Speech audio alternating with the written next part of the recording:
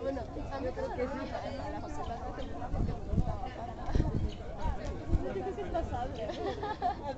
fue un grupo que tuvo un auge muy aventarte al lago. ¿Parecido? ¿Cava? No, un poco más así. Con que no te doy otro brazo así. Todo disparejo. Sí. Ah, está bien, todos cantamos canciones.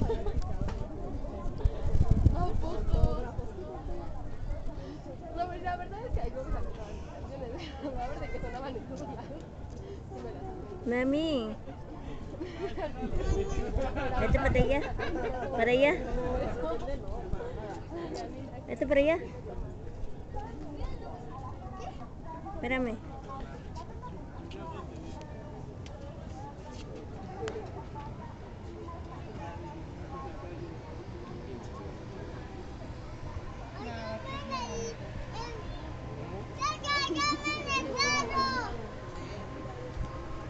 Mami.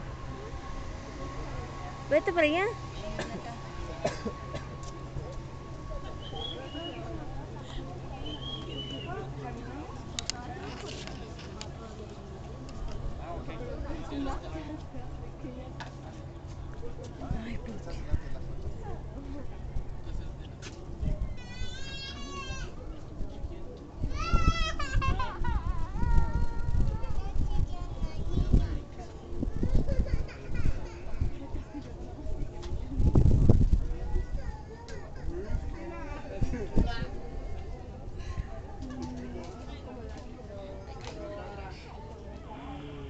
Es cierto que ellos lo adaptaron para el palacio porque era una escuela.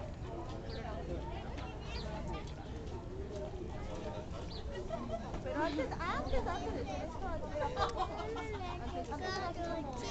Espérame.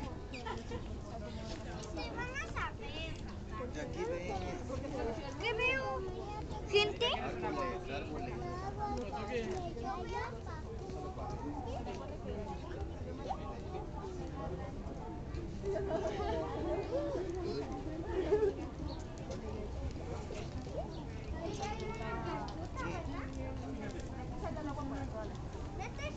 Es que está un viejito, ya les vamos a hacer un ataque cardíaco.